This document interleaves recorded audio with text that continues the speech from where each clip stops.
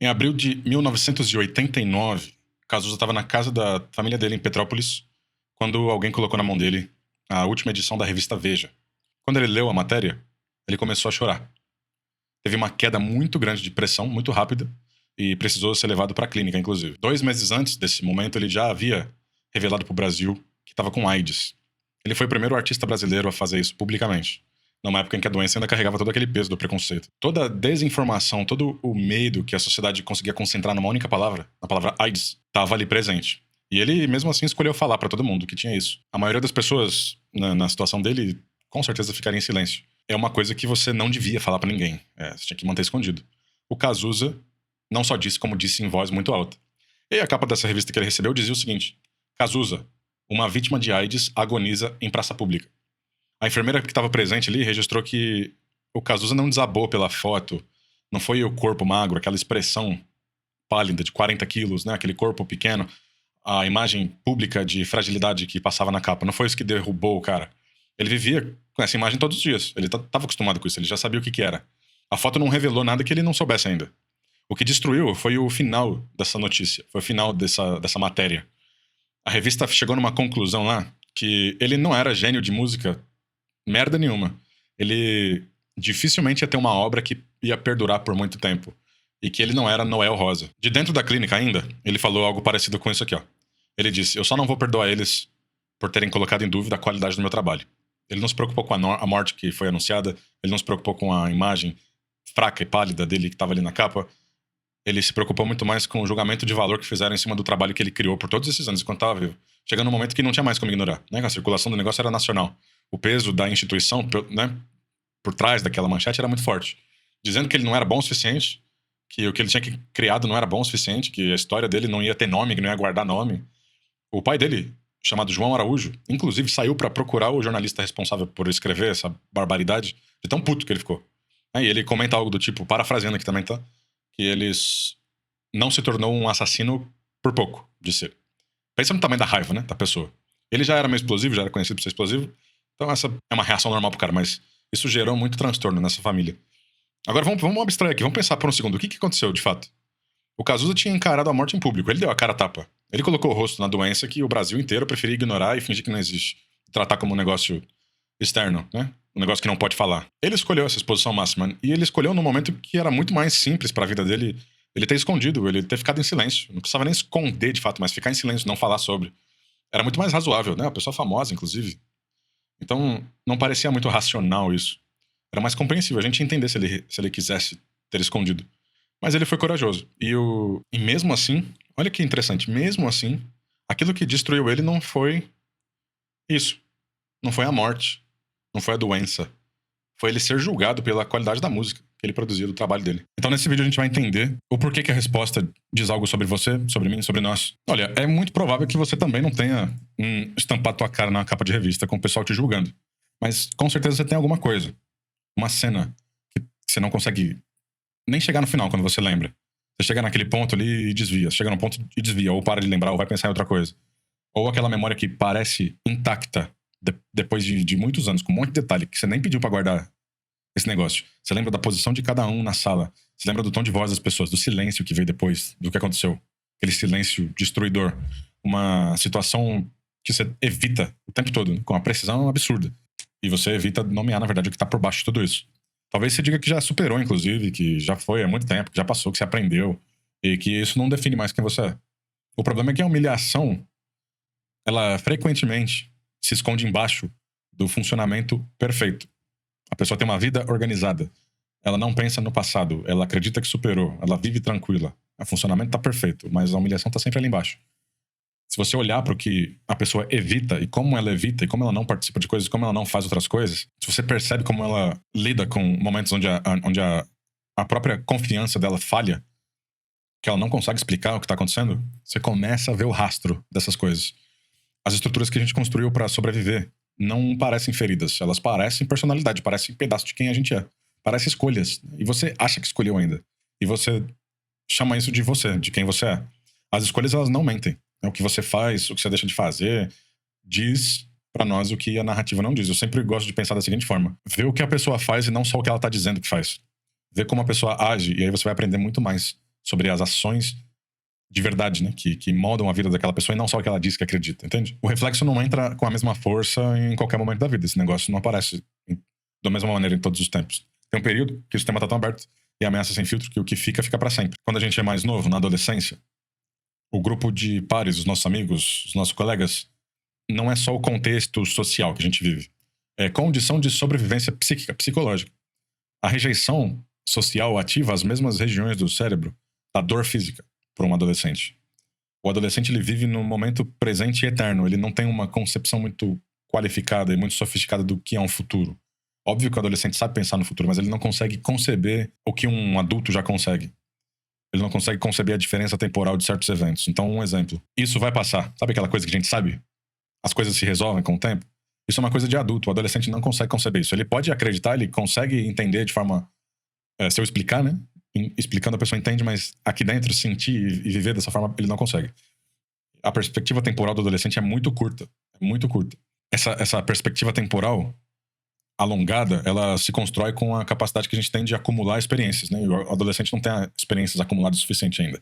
Então, quando ele sofre uma humilhação, quando a humilhação chega, ela não chega como um evento que tem um começo e um fim e acabou. Ela chega como uma verdade absoluta sobre quem ele é. Sem prazo de validade. Isso, para um adolescente, é perigosíssimo. Por isso que o sistema nervoso registra como uma ameaça de sobrevivência. E essas coisas não têm validade. Essas coisas, elas ativam dentro do nosso cérebro da mesma forma que ativava lá atrás. Então passa 30 anos e você olha pra trás e se acha, pô, isso foi 30 anos, já era pra eu estar seguro, já era pra eu ter parado de lidar com isso. E não.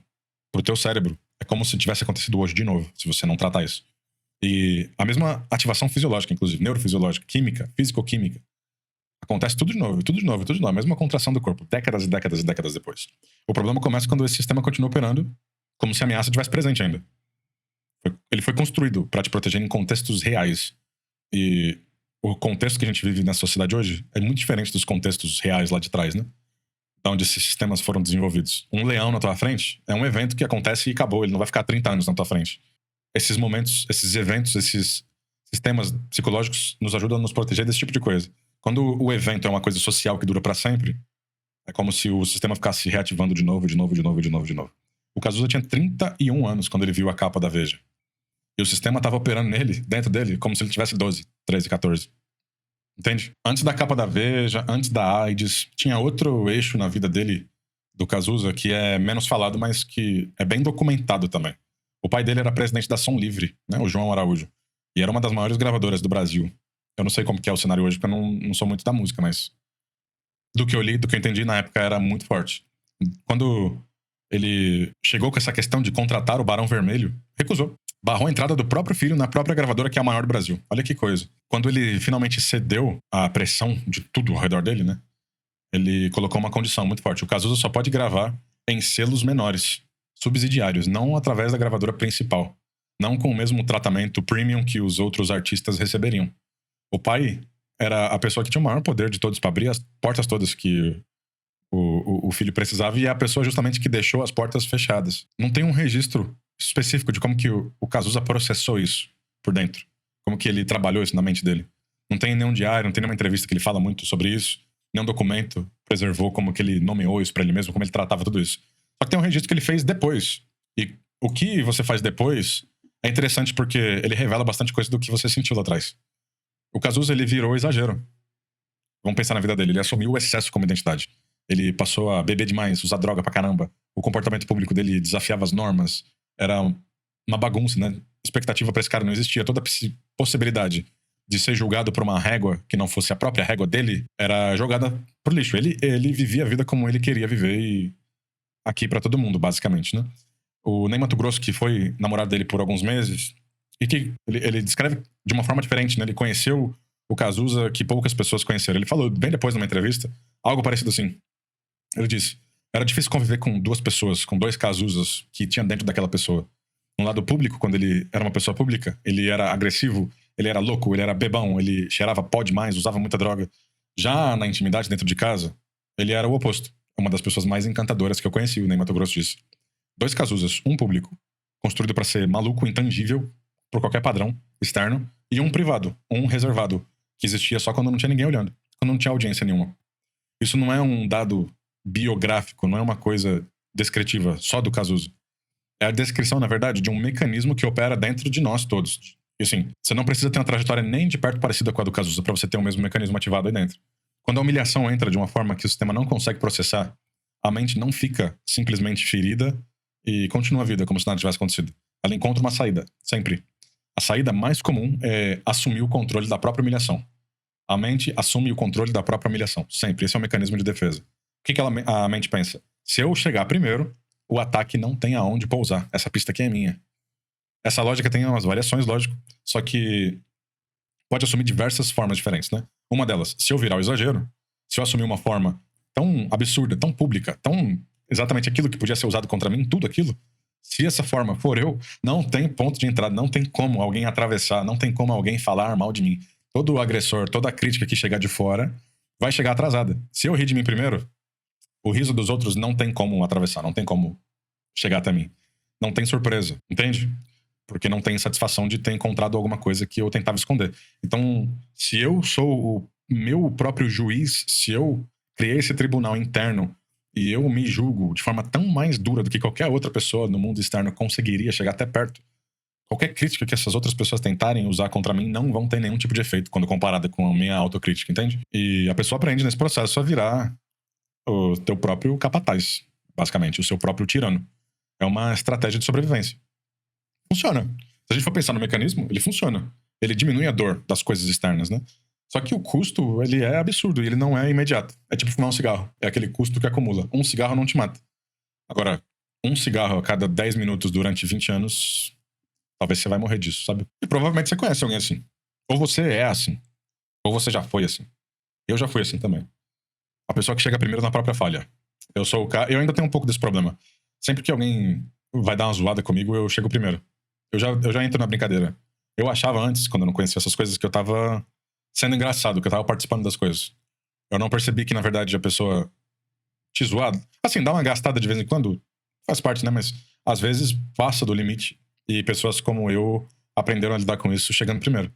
Então, a pessoa que faz piada de si mesmo antes de qualquer outro ter a chance, com um timing tão perfeito. O timing, geralmente, é muito natural, né? Parece espontâneo, parece simplesmente a forma como a gente é. A pessoa que conta histórias constrangedoras sobre si mesma como anedota pra todo mundo rir antes que qualquer pessoa fale alguma coisa ou pergunte algo. Sabe aquela pessoa? Ou que parece completamente à vontade com tudo aquilo que tem de ruim. Mais à vontade do que qualquer outra pessoa ao redor consegue ficar com esse tipo de coisa. Quando a gente olha de fora, parece que a pessoa é super confiante. Parece que ela se aceitou. A autoaceitação dela é muito grande. Parece que ela tem muita maturidade, autoestima lá em cima. Uma capacidade de dar risada de você mesmo sem precisar da aprovação de ninguém. A gente, inclusive, aplaude esse tipo de coisa, né? Acho legal. Acho legal. Mas a gente não percebe que é uma das formas de apresentação mais difíceis de questionar. Porque tudo que o mundo externo, tudo que a sociedade fala sobre isso é muito positivo. Agora, quando a gente olha essa pessoa por dentro, é o completo oposto que tá acontecendo ali. Por dentro é vigilância. Por dentro é um cárcere privado de você mesmo. Você tá dentro de uma prisão de segurança máxima. E você é o próprio guarda que tá ali com a sniper pronto pra dar um tiro em você mesmo quando você errar. É uma vigilância constante, né? Onde está o próximo ponto de vulnerabilidade? Você tá sempre pensando nisso. Óbvio que a gente não fica pensando nisso de forma consciente. Isso tudo acontece na mente inconsciente. Você só tem depois o resultado disso dentro das tuas ações, entende? Eu tô falando como o subconsciente funciona aqui por trás de tudo isso. Então ele tá sempre olhando. Ele tá sempre percebendo. Quem que tá prestes a perceber o que sobre mim de errado? Eu tô com a camiseta que aperta demais minha barriga, eu tô gordo, eu já vou falar disso logo de cara. Ninguém vai chegar nisso. Sabe? Tá sempre olhando. Autodepreciação pública não é ausência de preocupação, é muito pelo contrário. É gerenciamento ativo de julgamento dos outros. Eu não vou deixar ninguém me julgar, eu vou julgar antes. Essa que é a ideia. É uma forma de controle tão praticada por tanto tempo e com tanta coisa pequena, já nem parece mais controle. Já nem parece mais controle. O escravo nesse momento já não sente mais que é escravizado. Parece que é o seu jeito de ser. Você chama isso de personalidade. Tem uma versão mais silenciosa ainda desse mesmo negócio. Não é aquela pessoa comunicativa que faz um monte de piada de si mesmo. É a pessoa que trabalha mais internamente, cujo tribunal interno é privado, é escondido. É a autocrítica que é mais feroz do que qualquer coisa. É aquela pessoa que fica ali. Nenhum julgamento de fora é mais absurdo do que a autocrítica que essa pessoa opera todos os dias. A voz interna, que avalia tudo que a pessoa faz com uma exigência tão grande que você jamais aplicaria nem ao teu maior inimigo, sabe? Você não percebe o paradoxo disso, porque essa voz, ela já tá tão integrada dentro de você, já tá tão engranhada aqui dentro, que parece simplesmente a voz da lucidez, parece a voz da razão. do realismo, da honestidade com você mesmo. Você acha que você está sendo honesto. E tem uma outra versão ainda mais silenciosa do que essa. Ainda mais silenciosa do que essa. Que não é nem o controle, agora é a negligência. A pessoa já não cuida mais de si, ela já desistiu. Ela não se julga mais daquele jeito. Ela simplesmente largou a mão. Ela não cuida do corpo, não cuida da saúde, não cuida da aparência. Por que você acha que eu cheguei em 177 quilos? Não é desleixo nem falta de tempo. Todo mundo tem os mesmos minutos e horas do dia, né? E os dias do mês, da semana, pra fazer as mesmas coisas. Então, por que tem gente que é saudável e gente que não é? Essa é uma das razões. Não é isso que explica tudo. Com psicologia nunca tem uma coisa que explica tudo, né? Mas esse é um dos fatores que contribui.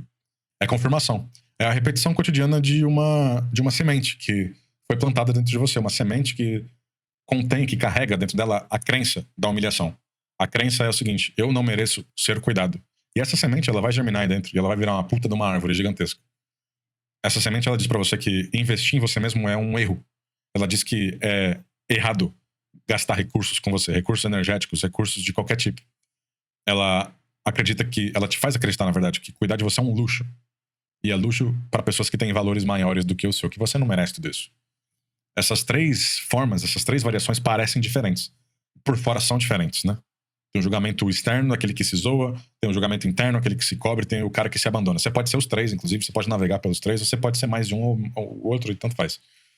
Mas todas elas são respostas para o mesmo problema. O problema é como impedir o que aconteceu para que aquilo não aconteça nunca mais comigo. Eu falei de 3 versões, mas tem mais uma ainda. Tem a número 4. E essa, de longe, é a mais despercebida de todas. Porque parece com sucesso quando a gente olha de fora. A pessoa que pega isso e vira do outro lado. É aquela ambição absurda. É aquele fogo interno. É o medo de nunca mais ser aquilo que foi um dia. Pequeno, ridículo, insuficiente, zoado, agonizando em rede pública, em praça pública, o cara com AIDS na capa da revista. A música ruim, né?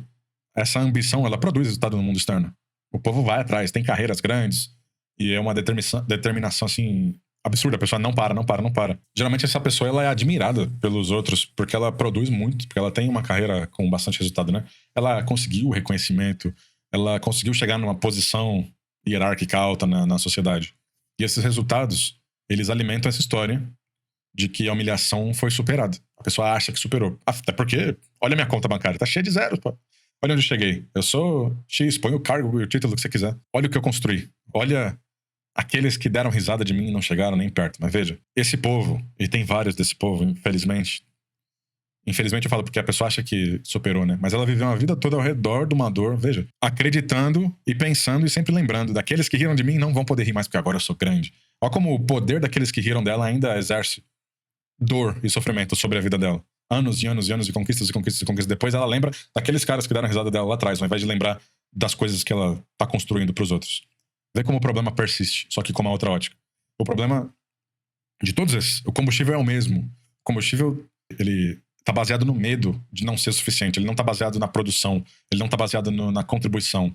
Ele se desloca, né? Você chega num patamar e o medo, ele não some. Não importa pra onde você suba, não importa o quanto você fature, não importa o quanto de resultado você acredita que tem. E, na verdade, vamos pensar que é resultado genuíno, né? Você ajudou as pessoas porque quis, ou você tá ajudando os outros só pra fugir dessa dor aí e tá pagando de gatão na internet? Qual que é a verdade? Você nunca tá num lugar seguro.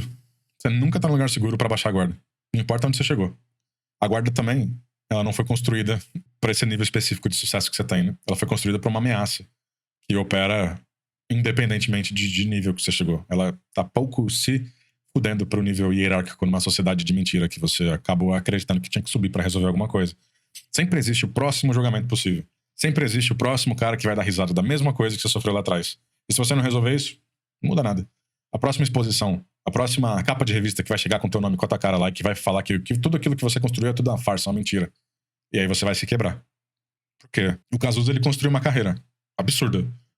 Mas o ponto de vulnerabilidade real nunca foi resolvido por essa carreira que ele construiu. Nunca. No centro de todos esses padrões tem uma coisa só. Uma única coisa. Vergonha. Geralmente a gente confunde vergonha com culpa.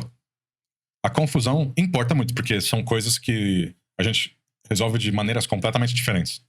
A culpa é aquela coisa. Eu fiz algo de errado. Ela tem um objeto. Tem aquela coisa que eu fiz de errado. Um ato específico. Um momento específico. Que eu fiz algo de errado. A culpa pode ser consertada. Pode ser reparada. Você reconhece o erro. Você muda. Você vai lá. Repara a situação. Ah, quebrei tal coisa. Compra uma coisa igual nova. Sei lá. Repara. Passa uma fita, uma cola. Independente do que você quebrou, né? A culpa vai perdendo força. Porque ela é resolvida. Ela tem uma saída que envolve uma ação. Vergonha diz o seguinte: eu sou o errado. Não eu fiz algo de errado. Eu sou o errado. Não é sobre o que você fez. Não tem objeto. O objeto é você, na verdade. É sobre o que você é. O objeto sendo você não é um objeto que você pode consertar quando você fala de vergonha. Não dá pra desfazer quem você é. A única saída que a vergonha oferece é esconder. É esconder o que você é, esconder você, esconder o objeto. Ou destruir. Destruir o que você é antes que alguém de fora consiga chegar perto e ter a satisfação de fazer isso. É por isso que as estratégias que eu descrevi antes têm a forma que ela tem e a força que ela tem. Porque elas estão tentando reparar esse erro. O problema é que o erro é você. Esse que é o problema. Elas estão tentando sobreviver a uma identidade que foi declarada inadequada. A autocrítica feroz, a negligência, a ambição movida pelo medo, os 4 tipos, são todos tentativas diferentes de lidar com a vergonha sem precisar olhar pra vergonha de forma direta. Ó, que coisa maluca. É só olhar diretamente pra vergonha. Mas, pra esse tipo de pessoa, pra quem sofre com isso, olhar pra vergonha é uma coisa insuportável. É tão insuportável que a gente faz todo esse monte de coisa ao redor ao invés de resolver de forma mais simples o que pode ser resolvido. A humilhação não deixa a culpa, deixa a vergonha. Não diz, você errou naquele momento, é só consertar que tá tudo certo. Ela diz, você é errado, errado é você. E o fato de que os outros riram de você e viram você errando e apontaram o dedo confirma que é verdade, que o problema é você. Essa afirmação, quando entra dentro de nós, no momento de vulnerabilidade, então, vamos pensar na adolescência, quando acontece nesse momento, que você tá com os hormônios à flor da pele, tá naquela loucura da adolescência. Esse momento de vulnerabilidade, quando isso tudo acontece, e assim, é pior ainda quando o olhar de fora tem peso, eu nem falei disso, mas se for sua mãe, seu pai, um grupo de amigos mais próximos, se for uma instituição que você preza bastante por ela, se for alguma coisa que tem mais peso, ela não fica só como uma memória, ela fica como uma crença de quem você é. Se instala aqui dentro e vai viver aqui dentro pro resto da vida, até você confrontar de fato o que tá acontecendo. A vergonha, ela se autoalimenta sem precisar de coisas novas. A culpa precisa sempre de uma coisa nova pra se renovar. O medo precisa de uma ameaça na tua frente. A vergonha não precisa de nada. É sobre o que você é. Não é sobre o que aconteceu. É sobre quem você é. É sobre o que você é. E o que você é tá presente em todo lugar que você vai o tempo todo, né? Não tem como abandonar isso. Toda situação que você aparece, você tá lá junto. Isso explica algo que muitas pessoas tentam descrever, mas não sabem dar os nomes, sabe? É uma sensação de dentro, assim, que independente do que acontece na vida, tem um nível de desconforto com a própria existência que não desaparece. Você tá sempre desconfortável. Você pode estar numa situação maravilhosa. Você pode ter ganhado muito dinheiro, tá numa viagem top, num lugar bonito. Tá nas Maldivas e tá sofrendo ainda. Você pode estar numa conversa da hora no bar, com as pessoas que você gosta. Não importa se você tá num contexto de segurança, se você tá num momento de reconhecimento ainda. Ainda assim, esse peso nunca vai embora. Ele nunca vai embora. Ele aparece como distância de você mesmo. Uma sensação de estar sempre levemente fora do lugar. Mesmo nos ambientes completamente seguros, mesmo com pessoas que você conhece há anos. É difícil relaxar. É difícil você deixar de pensar que você é assim, você é mais tenso mesmo. E geralmente as pessoas não investigam essas coisas. Simplesmente ignora, compartimentaliza, guarda e assiste mais um vídeo, mais uma série e deixa passar, sabe? Agora, fazer tudo isso não adianta, não vai te blindar. Você vai continuar sentindo tudo isso. O resultado é que você nunca está completamente presente no momento presente. É uma vida que você vive sempre comparando passado com futuro, passado com futuro, passado com futuro, monitorando, antecipando, gerenciando. É a vida que acontece enquanto você tá nesse outro lugar aí. Não é uma vida que vale a pena ser vivida, não é a sua vida. Você tá vivendo uma criação, uma invenção de algo que nem aconteceu ainda, buscando ser julgado o tempo todo, acreditando que o mundo é desse jeito, e é isso. Né? E é um personagem, né? É uma vida. Você cria esse personagem aí dentro. Por isso tem muita gente que sofre. O resultado de viver assim é que você nunca tá no momento presente. Você criou esse personagem aí dentro pra se proteger. E aí é esse personagem que vive a vida pra você. Enquanto isso, você tá monitorando tudo que acontece ao teu redor pra proteger esse personagem, pra que ele não sofra. Percebe isso? E quanto mais você evita, quanto mais você se distrai, mais esse problema fica maior. E mais ele ocupa espaço aí dentro. Ninguém consegue ser feliz interpretando o personagem. Ninguém. Nem mesmo quando o personagem é muito bom, tem resultados bons e aparentemente é uma pessoa boa. A mentira social. Não mentira no sentido moral. Mentira no sentido de personagem. A versão de você mesmo que você apresenta dependendo do contexto. Ela é calibrada, com precisão. Você desenvolveu tanto ao longo do tempo que você já nem percebe mais como uma calibração. Você acha que é o teu comportamento natural. Você se confundiu com o personagem. A pessoa que desce do ônibus 3, 4, 5 quadras antes de chegar no trabalho pra ninguém ver que ela não tem carro. O homem que muda a história da própria vida, dependendo da pessoa que ele tá conversando ali, porque ele morre de medo de falar as verdades da origem dele, porque lá atrás ele foi diminuído por alguma coisa que ele viveu e aí ele aprendeu que essas versões diferentes que ele inventa por aí são mais seguras do que contar a verdade toda. A mulher que nega que estudou em escola pública porque ela acha que vai ser julgada por causa disso. O profissional que esconde a área de atuação porque essa área não tem status igual médico, advogado, engenheiro, essas coisas bestas. Ele acha que devia ter, mas não tem, sabe? O filho que inventa uma versão melhorada do pai porque ele não consegue lidar com o fato de que o pai não foi CEO Master, que inventou um monte de coisa e que é rico pra caramba e que tem um monte de status, sabe aquela coisa? Coisa pequena, mas que você lida com isso todo santo dia. Se a gente for isolar um pequeno fato desse, parece uma coisa insignificante, meio boba, justificável, razoável. Às vezes você não quer mesmo contar a sua história inteira pra alguém que você não conhece. Mas não é sobre isso. Quando a gente soma esses comportamentos um a um, pequeno, ele se manifesta, aliás, a gente tem que pensar até de outra forma. Ele já se manifesta de formas tão pequenas, porque das formas grandes já tá tudo controlado, amigo. Ele já dominou, esse sistema dominou você de uma forma tão grande que ele se preocupa agora com os pequenos detalhes. Os grandes já foram. Sustentar essa distância entre você e quem você finge que é uma das piores coisas que você pode fazer pra tua vida. Essa decisão tende a generalizar além do contexto que foi aprendida. Ela começou com uma pequena proteção pra um evento que aconteceu de uma vez só. E aí agora ela toma parte de toda a sua vida. E ela acaba aparecendo em situações que nem te ameaçaram da mesma forma que você foi ameaçado lá atrás. E na verdade, se olhar pra trás, nem foi uma ameaça aquilo que você passou. Foi só uma dor, né? Mas virou essa coisa absurda. É importante pensar nisso, porque esse sistema ele não se pergunta se o contexto específico de agora é seguro. Ele não tá nem aí. É parecido, ele ativa e vamos aí, amigo. É isso aí, é isso aí, é isso aí. E vai virando essa bola de neve. Esse sistema ele só se preocupa. É parecido com o que aconteceu antes? Se sim, go. É isso. O resultado disso, conforme passa o tempo, é igual fumar cigarro. Um cigarro por vez. A tua versão verdadeira vai morrendo. Você, tua saúde no cigarrinho, vai morrendo, vai morrendo, vai morrendo. Mas um por vez você não sente. Um por vez você não sente. Você só consegue olhar pra trás e ver que hoje tá mais difícil de subir as escadas. Já tá um pouco mais cansado. Hoje passou 3, 4 anos, você fuma cigarro, já fumou uns 200. Já fumou uns 3.000, né? E tá assim, a mesma coisa com essas mentirinhas, a mesma coisa com essa coisa que você inventa. Ela foi ficando mais fluida que a verdade, né? A mentirinha social, que era pequenininha, vai ficando fluido, vai ficando maior. E é aquela falácia. Falácia não, é aquele clichê. Você mente tanto e tanto e tanto que agora você acredita na tua mentira. E não só acredita, você se funde com a tua mentira, basicamente. Porque é a mentira que você tá praticando todos os dias. Agora, olha que interessante. A humilhação original foi sobre ser visto de uma forma que doeu. Você foi visto sofrendo alguma coisa, doeu. Aí o que você faz? Você cria uma versão de você mesmo que não pode ser exposto. Porque essa versão de você mesmo está fragilizada. Aí, essa versão cria a tua própria forma de ficar invisível e cria outro personagem pra aparecer no teu lugar. Presente, visível, muitas vezes muito mais comunicativo do que você é, muito mais propenso a ser julgado do que você era. Mas aquilo que tá sendo visto e vivido não é você. Você tá na prática se escondendo da tua própria vida. Esse problema vai te destruindo aos poucos, por quê? Falando aqui de outra forma. Porque você vai ficando muito bom em viver a vida que não é sua, viver a vida dos outros, a vida do personagem.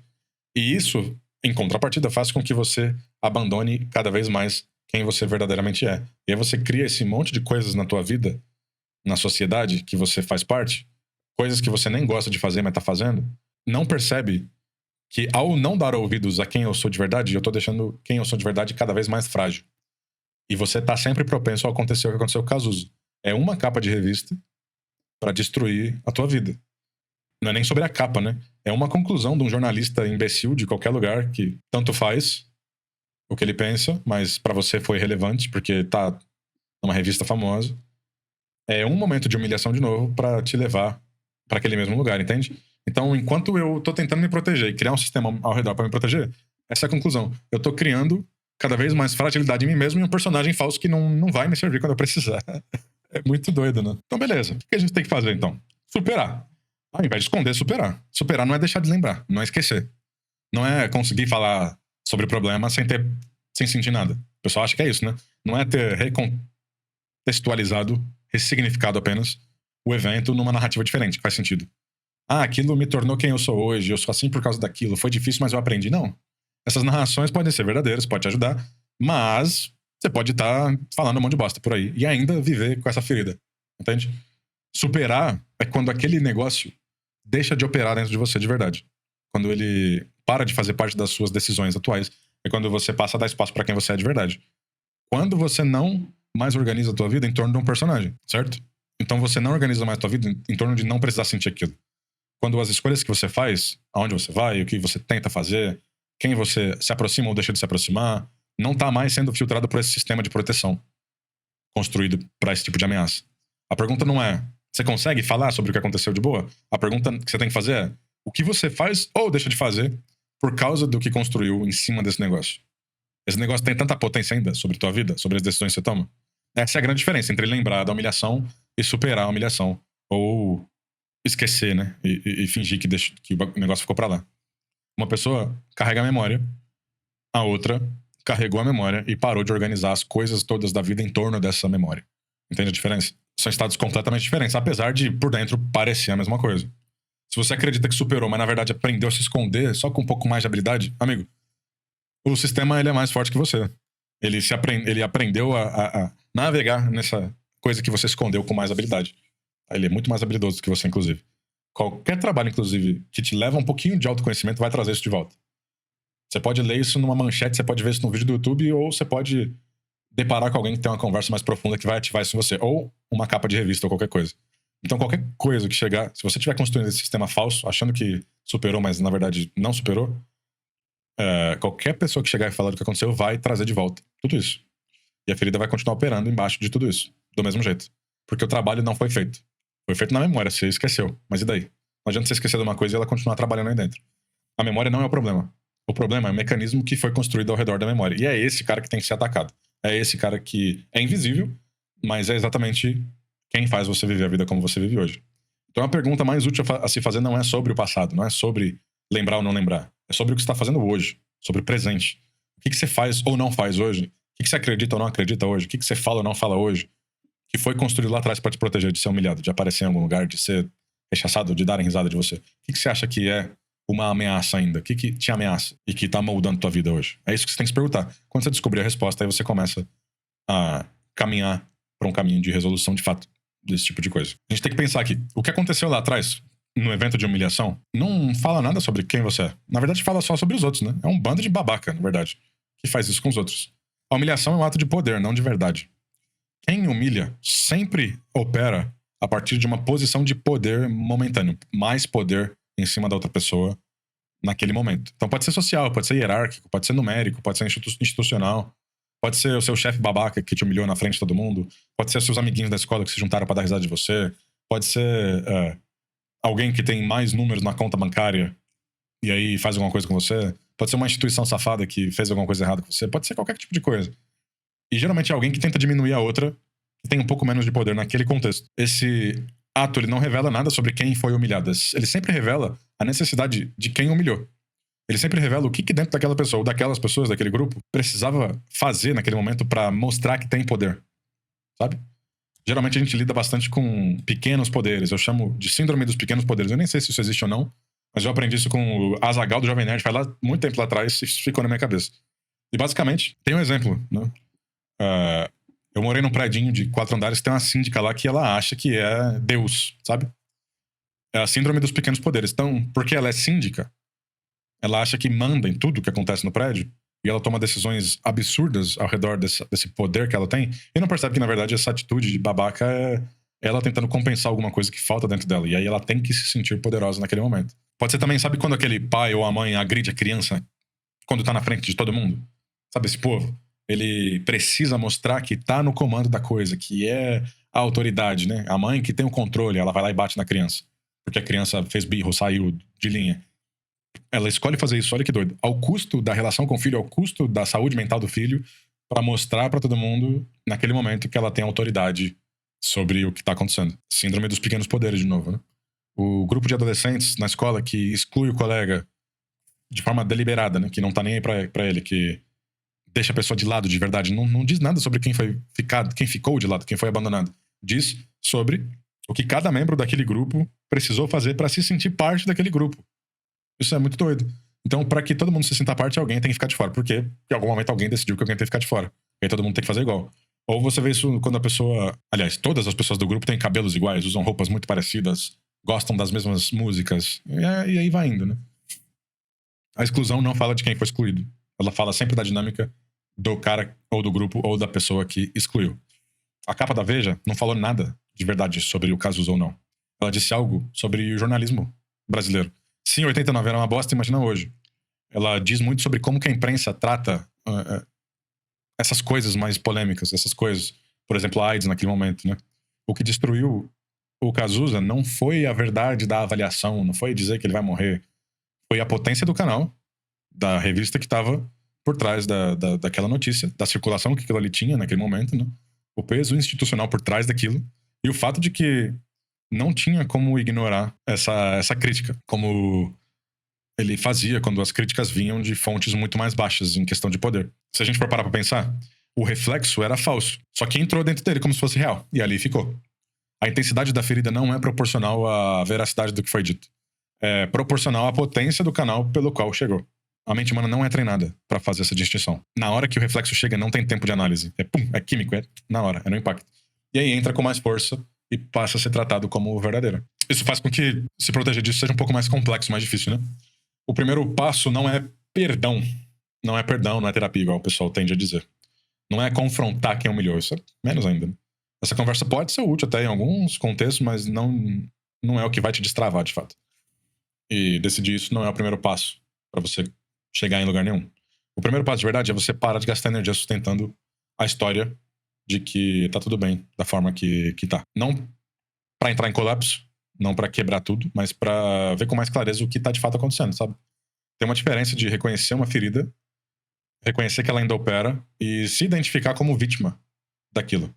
Reconhecer a ferida, reconhecer como o sistema tá funcionando, não exige nenhuma narrativa de apontar o dedo, de falar quem teve culpa do quê, de declaração pública, não tem nada disso. Nenhuma conversa que você tá pronto, que você nem tá pronto pra ter ainda, na verdade.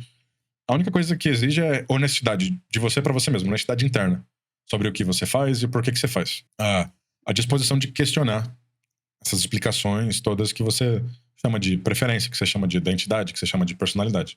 É questionar. Então, o primeiro passo, vamos voltar aqui e falar de forma mais simples. O primeiro passo é questionar o porquê que você faz o que você faz. Essa pergunta é valiosíssima. Isso não vai resolver nada de forma imediata, nada. Mas ele vai te dar uma luz e vai te mostrar o que tá acontecendo. O objetivo não é resolver. O objetivo é passar a operar a partir de uma percepção mais fiel, mais precisa do que tá acontecendo de verdade. Em vez de passar a operar a partir do mapa que tá desatualizado. Desenhado para um território que já não existe e que já não vai te servir mais da forma que um dia serviu.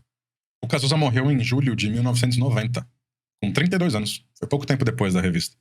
As pessoas que estavam com ele nos últimos meses relatam que ele estava presente, estava escrevendo, estava compondo mais. Ele estava sendo o Cazuza mais privado que o Ney descreveu, né? Sem aquela energia toda para manter aquele personagem extravagante.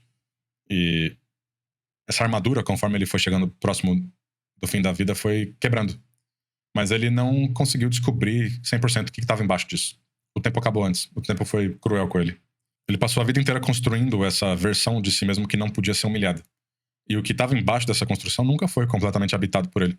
Porque a armadura cumpriu o seu papel até o fim da vida dele. Por mais que ela tivesse se quebrando.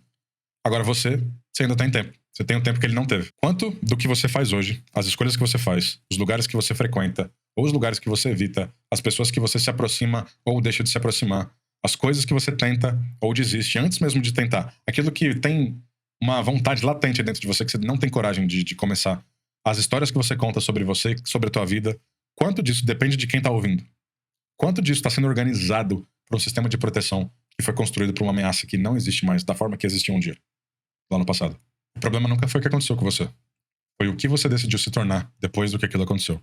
E pra quem você decidiu se tornar depois do que aquilo aconteceu. Isso nunca vai apagar o que foi feito. Mas muda onde você começa a procurar pela solução do teu problema.